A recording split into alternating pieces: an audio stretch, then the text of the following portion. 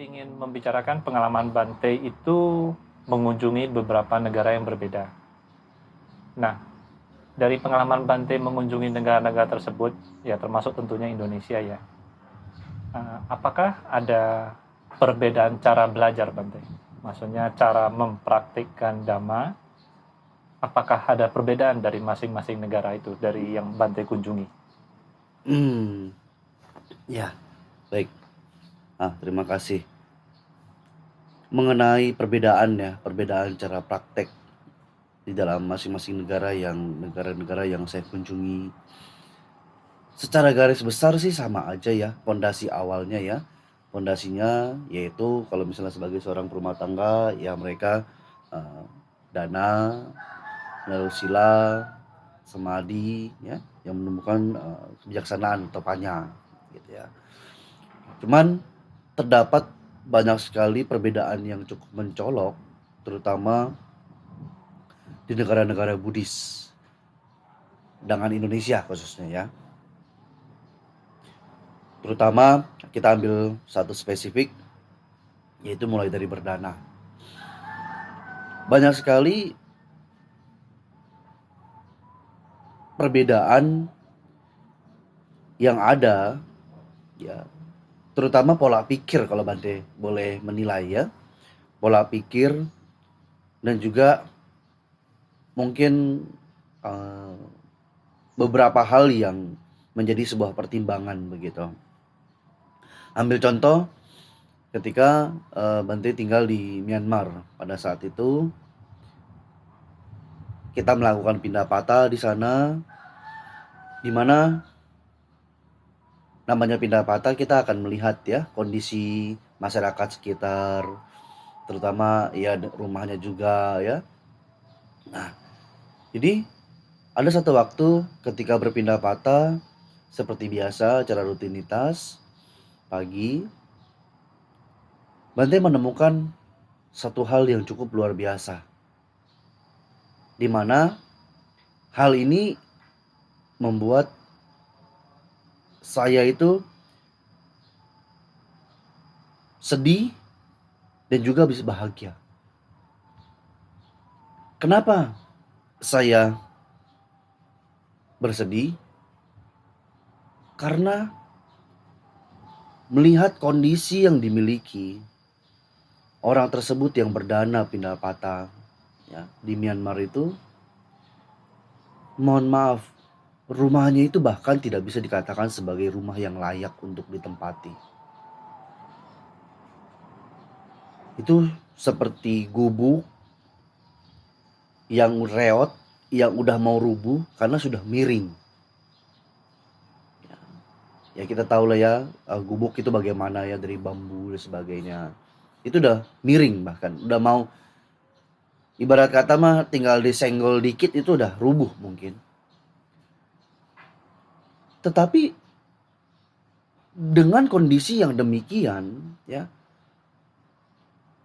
dia itu sangat luar biasa setiap pagi menyiapkan satu mangkuk nasi yang baru matang.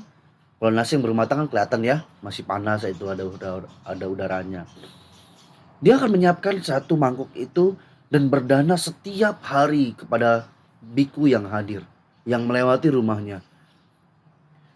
Satu biku dia kasih satu sendok nasi, biku yang lain satu sendok nasi, satu sendok nasi, satu sendok nasi. Per hari itu dia bahkan bisa berdana sampai kurang lebih 3 sampai 50 biku setiap hari. Itu yang membuat Bante senang.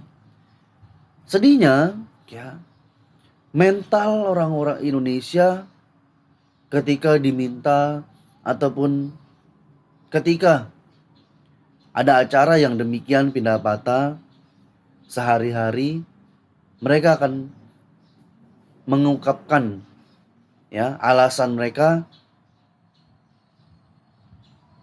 dengan berpikir dan bilang, Bante saya aja kekurangan, apa yang bisa saya berikan gitu.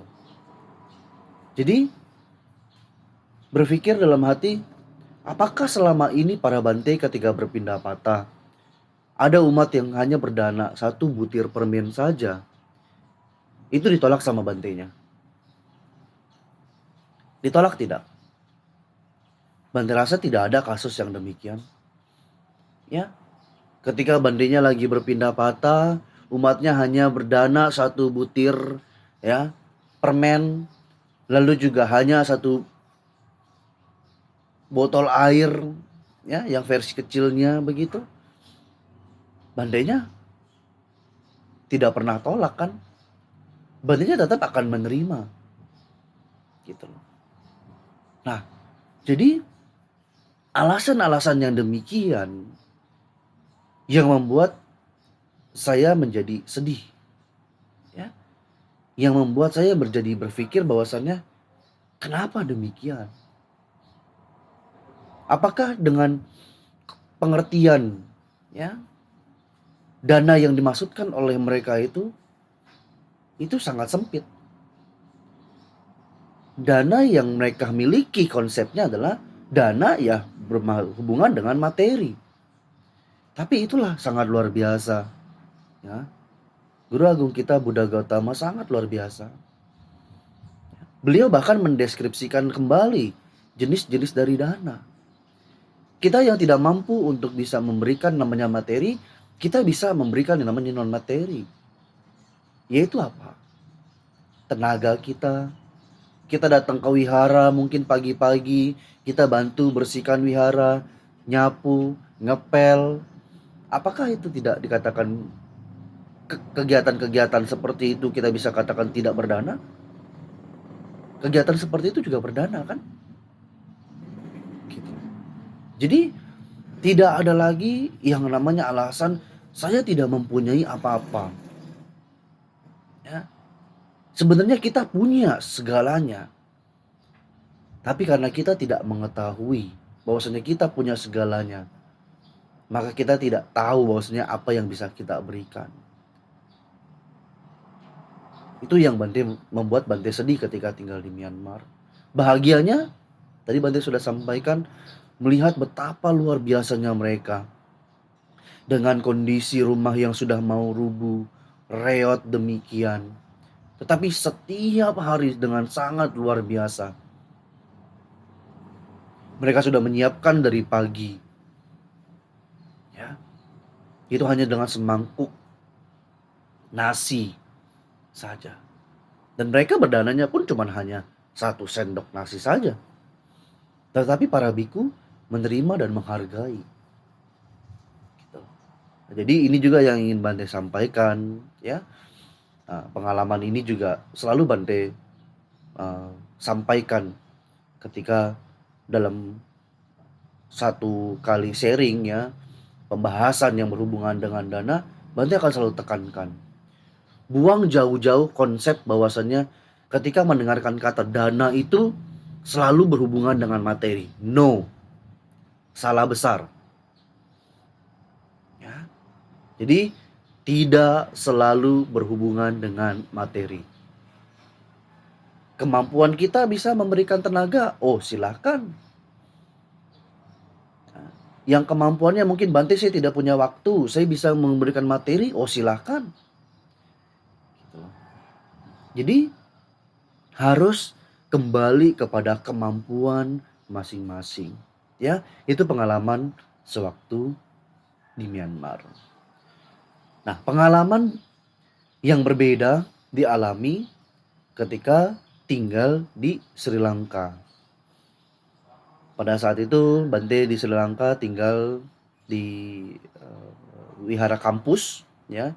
Kampus punya wihara. Bante tinggal di sana dan ada jadwal kegiatan ya bagi para biku yang tinggal di sana itu melakukan pindah patah. Dilakukannya secara bergilir.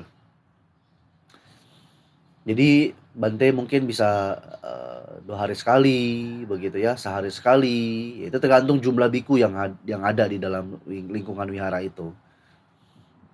Jadi di sana kita akan digilir melakukan pindah patah, di mana jalanan itu sangat luar biasa. Terus terang jalanan yang Bante alami ya waktu tinggal di Sri Lanka itu sangat berat treknya. karena harus naik dan turun bukit, ya.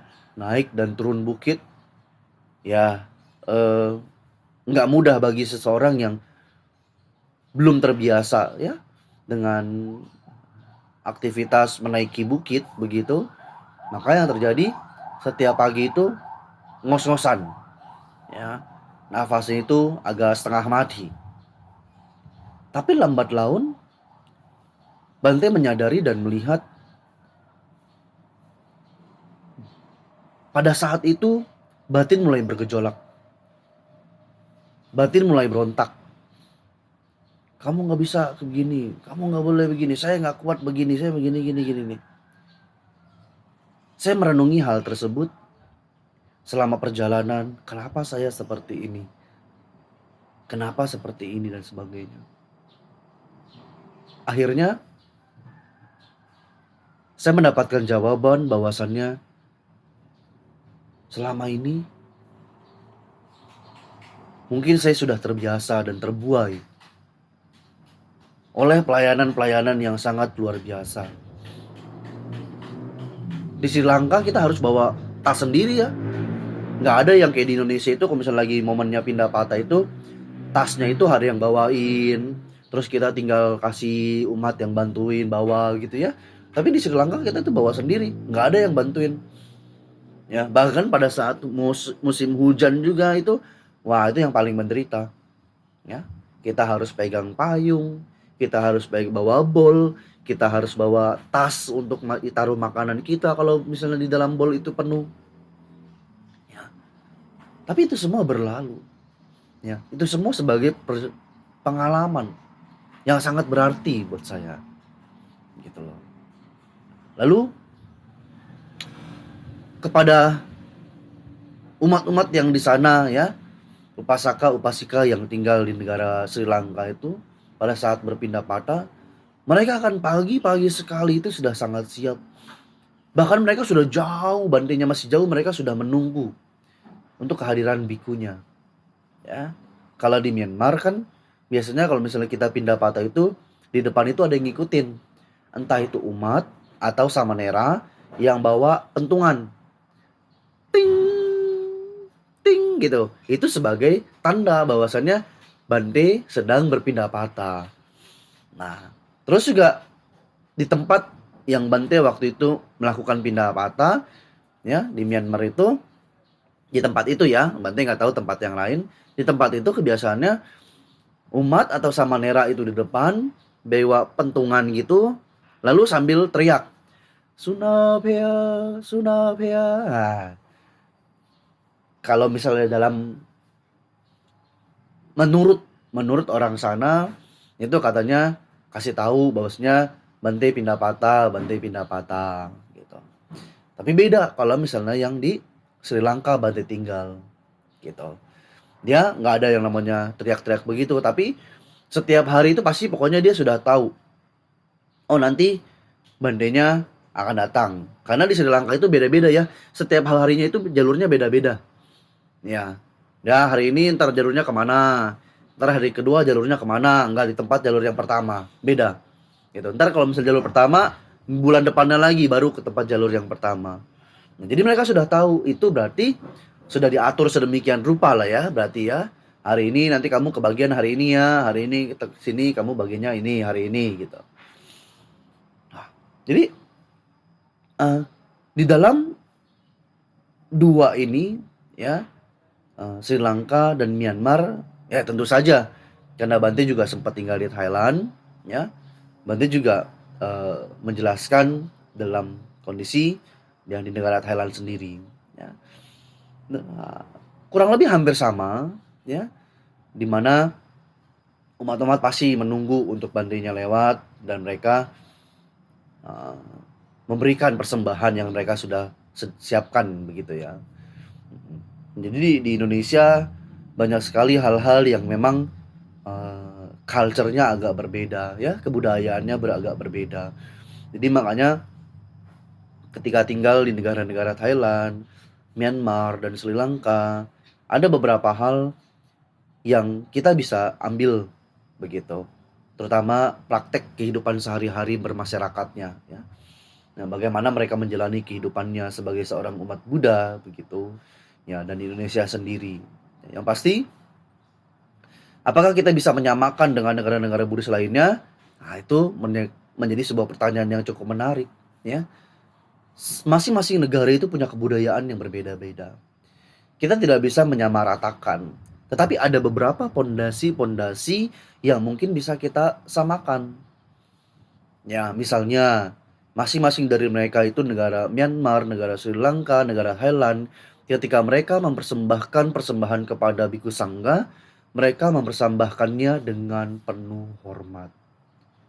Ya, dengan penuh hormat dan penuh rasa syukur.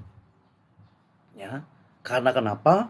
Mereka masih bisa diberikan kesempatan untuk melakukan karma baik, ya, ataupun karma baik itu sendiri, gitu. Nah, jadi secara garis besar, ya, semuanya Bante bilang pengalaman itu semuanya tidak ada perbedaan yang cukup signifikan, ya, hanya di beberapa bagian-bagian tertentu yang mereka boleh dikatakan berbeda begitu. Ya, tapi intinya semua tetap mendapatkan sebuah pondasi dari dana, sila, samadhi, panya. Kerangka itu masih dijalankan ya oleh negara-negara Buddhis, dan juga di Indonesia sendiri kan kita juga menjalankan ya. Nah, ya, itu saja. Ya, baik Bante. Nah, yang tadi Bante ceritakan mengenai dana dan pindapata ini, itu berarti berhubungan dengan dana Bante ya, berdana yang ya tidak selalu itu berbentuk materi, ya, bisa berbentuk apapun. Betul. Nah, dalam praktek dhamma itu sendiri, sebenarnya ini mungkin bagi sebagian orang yang sudah lebih mendalami ya, mungkin ada muncul pertanyaan, apa peran dari dana ini dalam praktek kami ini? Misalnya, kalau saya sudah mulai berlatih meditasi, sudah mulai lebih banyak mengertilah tentang ajaran-ajaran Sang Buddha misalnya. Nah, praktik dana ini perannya seperti apa, Bante? Oke, ya, terima kasih. Tanpa disadari oleh sebagian orang, ternyata pada saat kita bermeditasi, kita menutup mata kita, kita memfokuskan pikiran kita kepada satu objek ataupun subjek tertentu ya, maka di sana juga kita memberikan ataupun berdana. Ya. Dengan pengertian dana yang berbeda tentu saja. Ya. Nah, bahkan dikatakan sebelum kita bermeditasi seharusnya apa yang bisa kita lakukan? Ya, yaitu kita juga bahkan bisa merenungkan tentang sifat-sifat Buddha yang pertama, ya, di dalam Buddha Nusati itu. Lalu yang kedua, kita juga bisa harus mengembangkan yang namanya cinta kasih. Dengan harapan apa? Kita mengharapkan, kita memberikan doa, ya, istilahnya doa, ya. Doa bagi semua makhluk semoga mereka berbahagia. Apakah itu bukan berdana? Berdana bukan? Berdana. Bahkan pada saat kita selesai bermeditasi, kita mengucapkan semoga semua makhluk hidup berbahagia. Apa itu? Itu dana bukan? Dana ya. Memberi. Ya kan? Melepas. Melepas apa? Melepas kebencian kita. Menumbuhkan cinta kasih di dalam batin kita. Nah, sebagai seorang yang berpraktik meditasi, mau tidak mau kata orang mengatakan, saya nggak mau lagi melakukan dana. Padahal dia tidak sadar di dalam prakteknya itu juga dia melakukan yang namanya dana. Dia mempraktekkan yang namanya sila.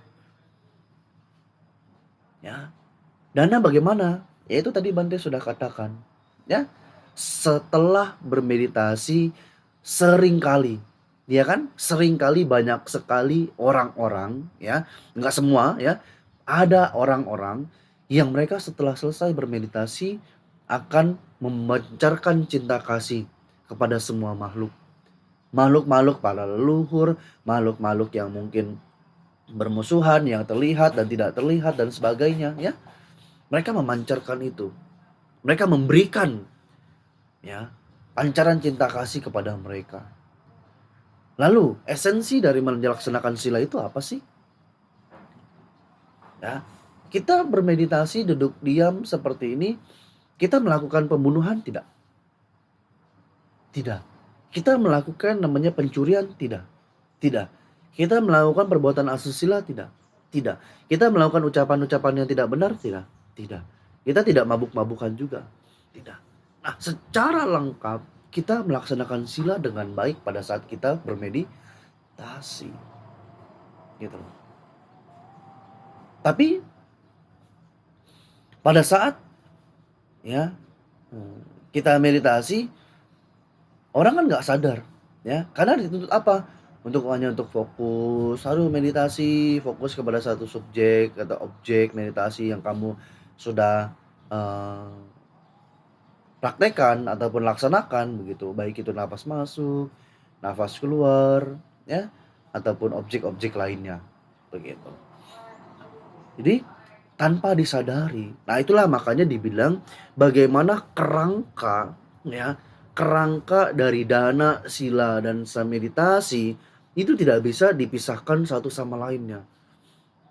Karena saling menunjang satu sama lain, saling berperan satu sama lain. Ya, gitu.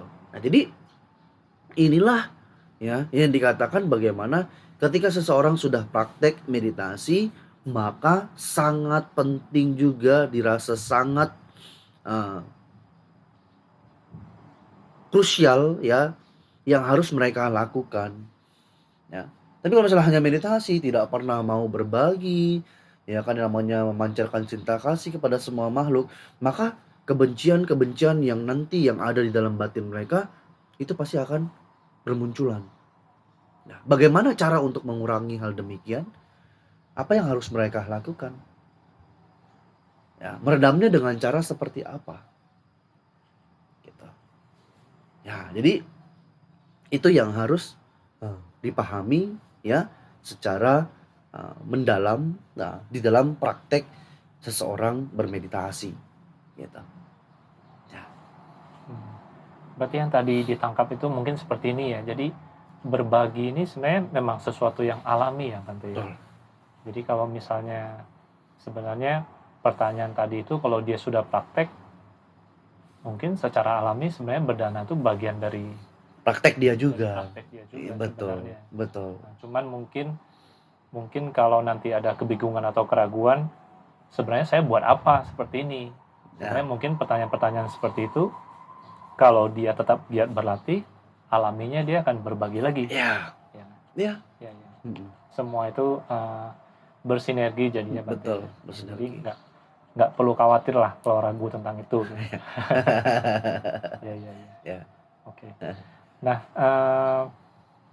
kita masuk lagi mengenai proses belajar Bante itu. Saya masih ingin tahu lebih gitu.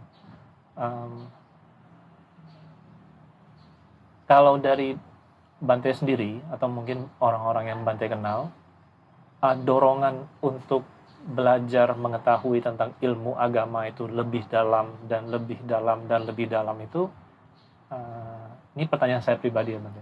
Nah itu karena apa Bante? Oke. Yang pasti adalah karena diri sendiri dan orang-orang terdekat. Saya bertanya kepada diri saya sendiri, kamu sudah jadi biku, kamu sudah tahu berapa banyak sih?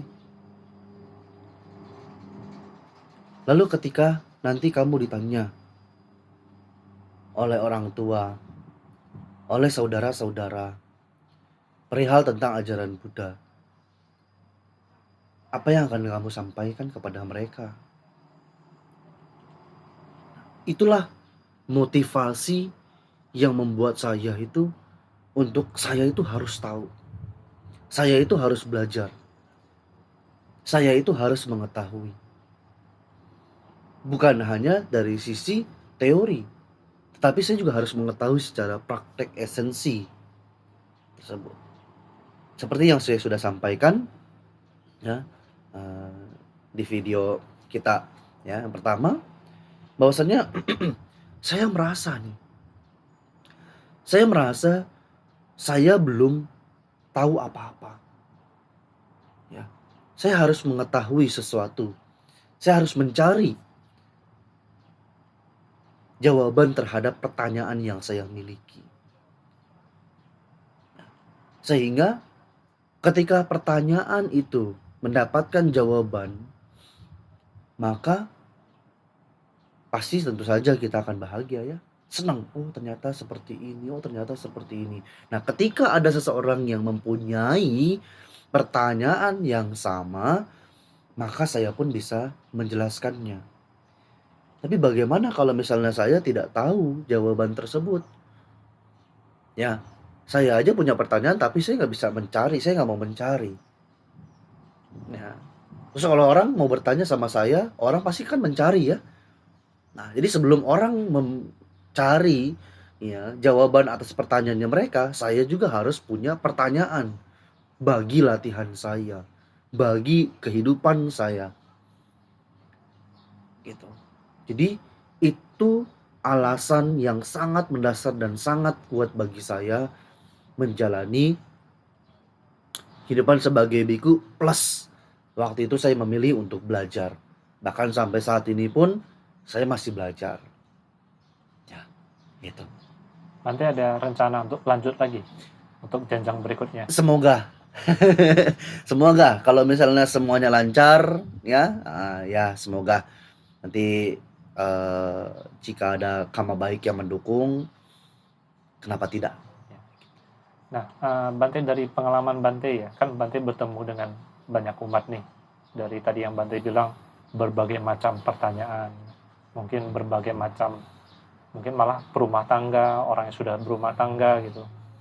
Nah, sebenarnya orang bisa tidak sih belajar Dhamma ini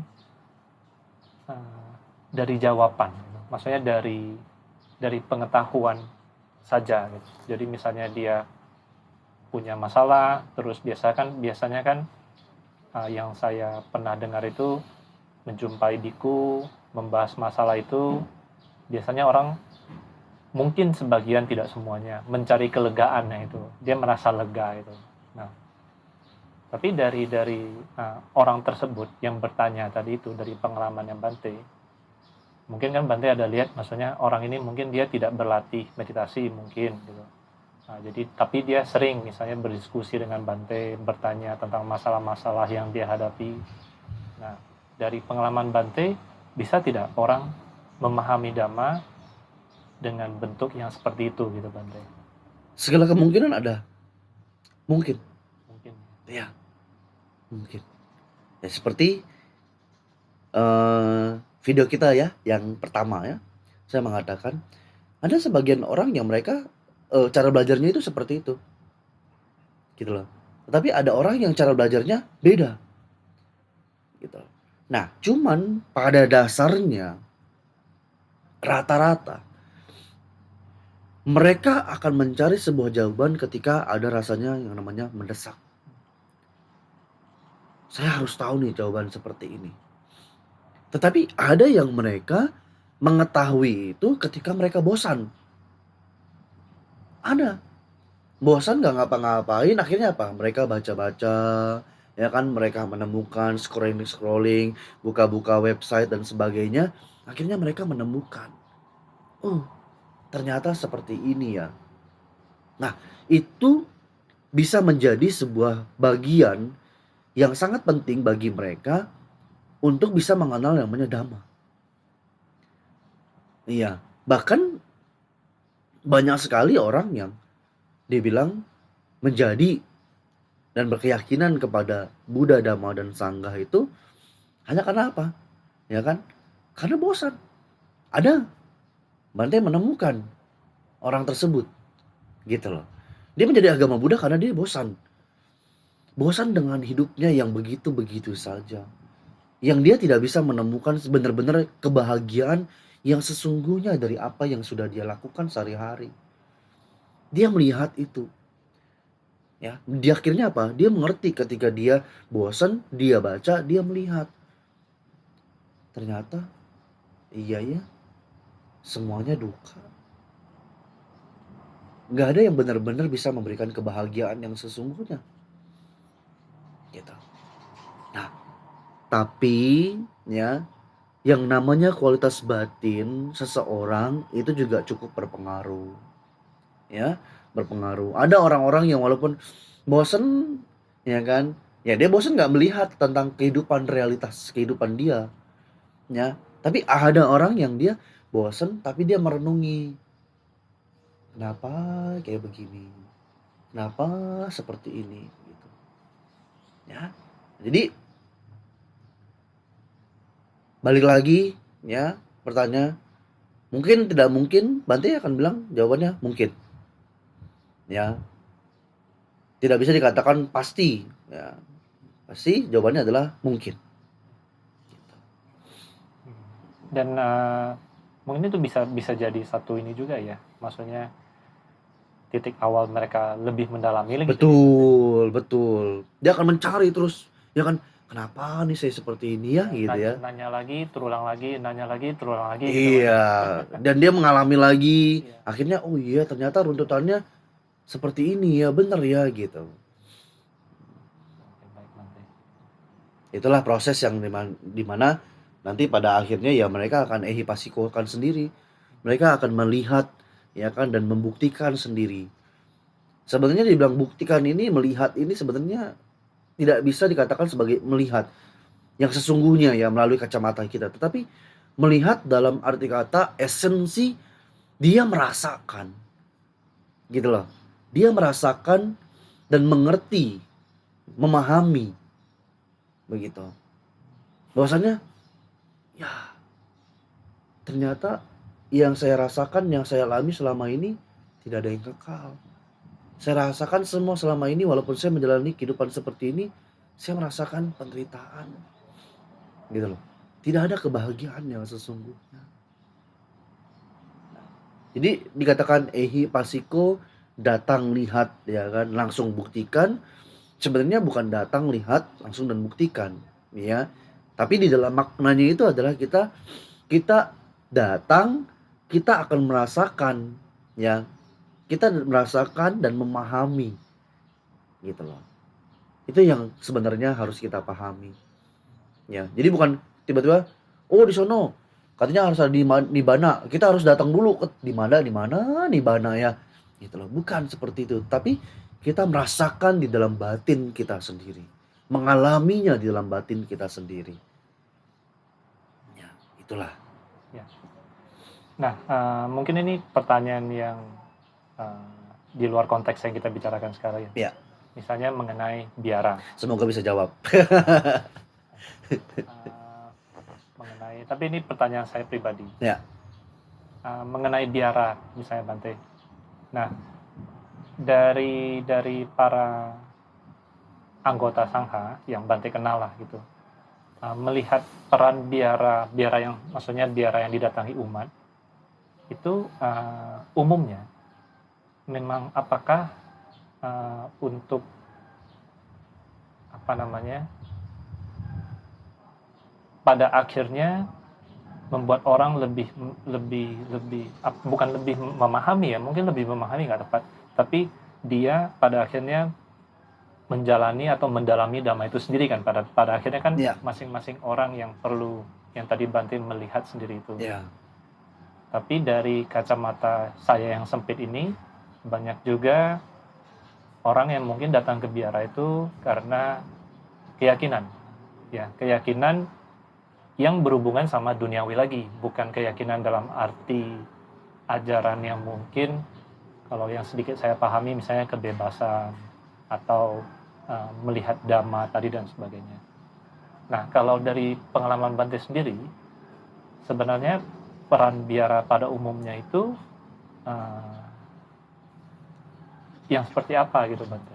Atau saya kurang pintar sih nanya ininya memang. Tapi mungkin Bante nangkap ya yang saya mau tanya. Paham. Ya. Ya.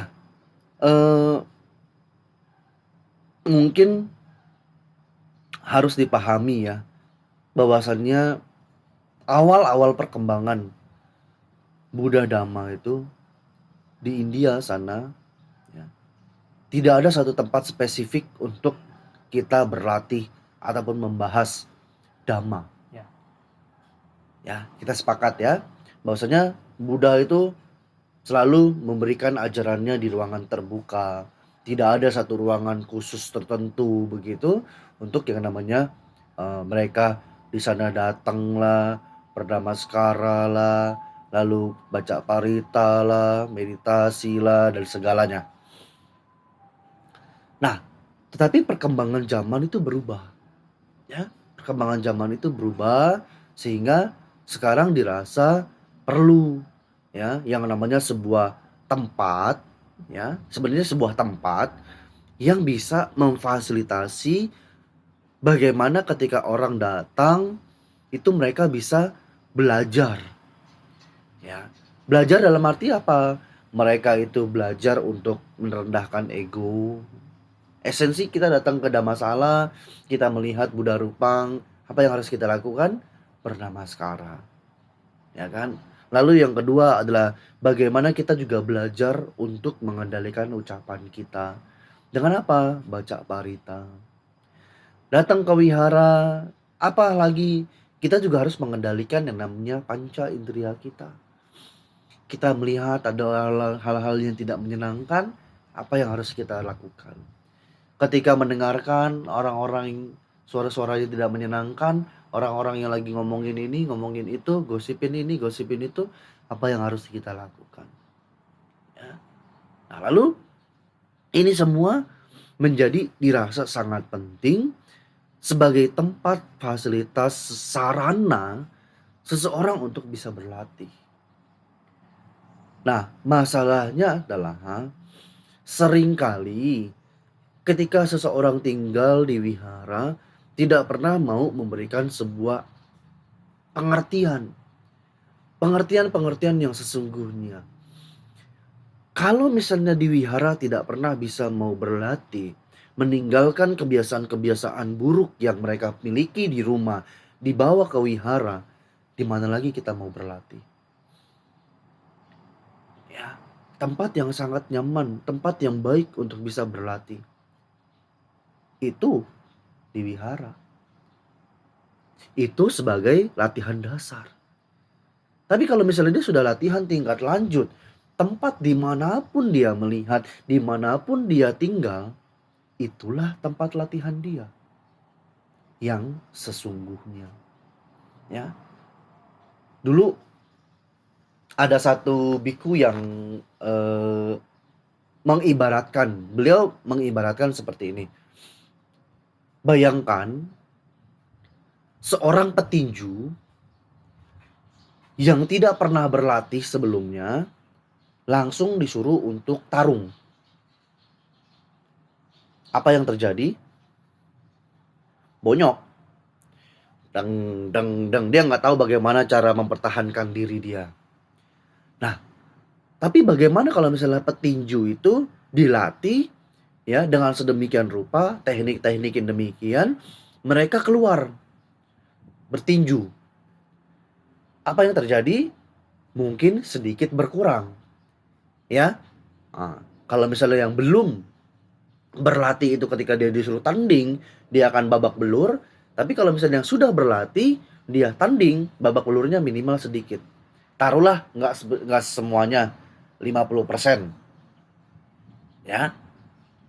Nah, demikian juga ketika seseorang datang ke wihara, harusnya mereka diajari. Mereka harus mengerti apa yang terjadi ketika di dalam dunia luar sana. Ya, jadi ketika mereka bertarung dengan gejolaknya kehidupan yang selalu silih berganti, begitu banyak sekali orang-orang yang dipenuhi dengan ego, keserakahan, kebencian, dan sebagainya. Sehingga mereka bisa tenang di tengah-tengah gejolak kehidupan. Itulah pentingnya bagaimana kita harus bisa belajar dengan baik. Sebagai tempat baik, tempat bersama-sama untuk bisa melatih diri kita. Di mana? Ya, di wihara itu. Ya. Tapi kalau misalnya datang ke wihara hanya sekedar saya mau datang ke wihara ya, lalu juga cuman mau dana makan sebagainya, saya sudah pulang. Oh ya sudah. Ya. Tetapi lihat bagaimana prosesnya tuh. Ya, proses yang panjang itu kita lalui kan. Sebelum datang ke wihara, kita pengen datang ke wihara, apa yang harus kita punyai? Niat. Ya, niat untuk pergi ke wihara. Niat yang bagaimana? Ya kan? Ada orang yang datang ke wihara, karena di wihara bisa ngopi gratis, bisa ngeteh gratis, bisa makan gratis. Datang ke wihara dia. Nah, itu salah. Ya, niat yang salah. Lalu, nanti dia mau datang ke wihara biar bisa istirahat. Iya kan? Itu juga niat yang salah. Walaupun sebenarnya di wihara memang betul. Tempatnya nyaman. Ya, tempatnya tenang, sunyi. Begitu. Ya. Tetapi itu niat yang dia tidak boleh miliki. Gitu loh. Dia harus benar-benar mempunyai niat yang sangat-sangat baik. Ya. Itu untuk apa? Dia datang ke wihara, dia mau belajar. Belajar apa? Belajar merendahkan ego, belajar untuk menutup apa yang dilihat, mendengar dan sebagainya. Ya. Belajar untuk menerima. Ya, apapun ajaran yang diberikan. Gitu. Ini mungkin juga ini ada peran dari yang mengunjungi biara itu juga ya Bante ya. Ya. Sebenarnya bisa jadi satu tempat di mana dia bisa bertanya, belajar atau malah bisa berlatih di sebagian biara tersebut kan. Betul. Satu pertanyaan terakhir ya Bante. Ya. Bisa tidak orang memahami ajaran Buddha tanpa meditasi? Memahami dalam arti apa dulu? Memahami apa yang diajarkan oleh Sang Buddha tentang kebebasan itu. Tentang kebebasan.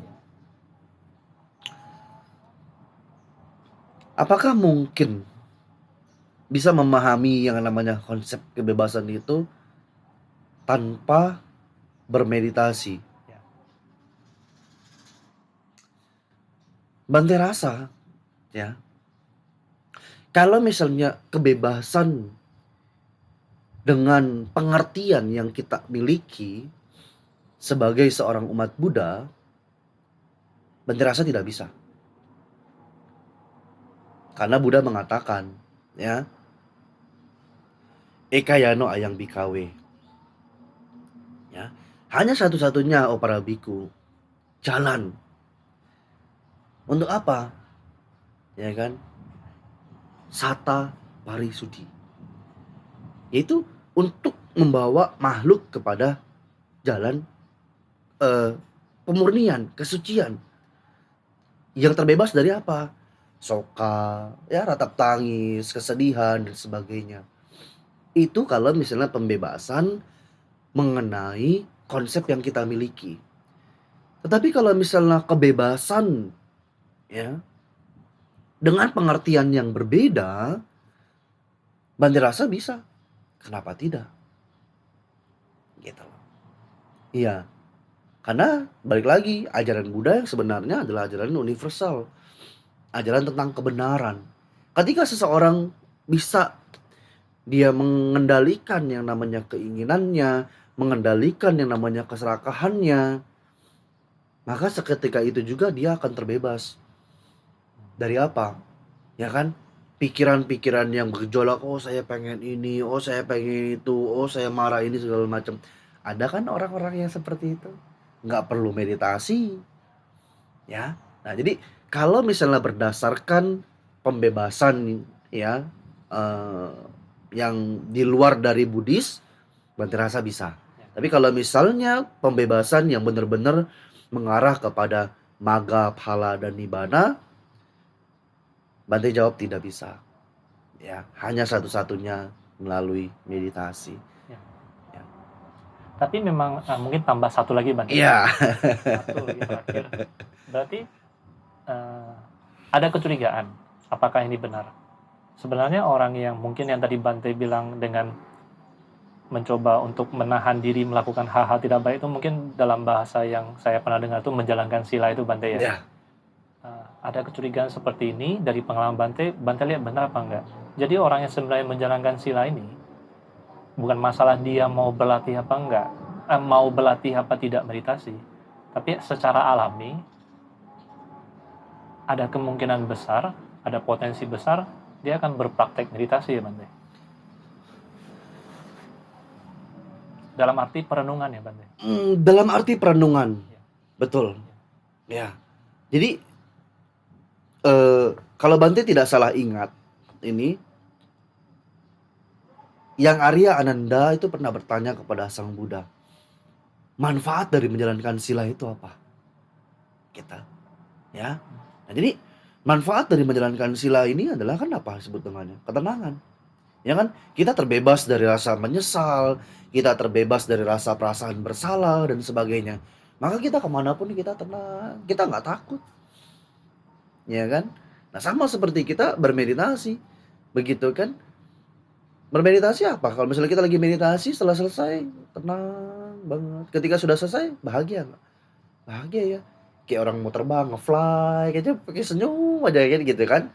Nah, sama juga dengan mereka menjalankan sila, mereka melihat silanya yang murni, mereka melihat moralitasnya yang bersih, dari cacat, dari kesalahan-kesalahan. Maka kemanapun dia berada, dia akan bahagia. Mereka nggak takut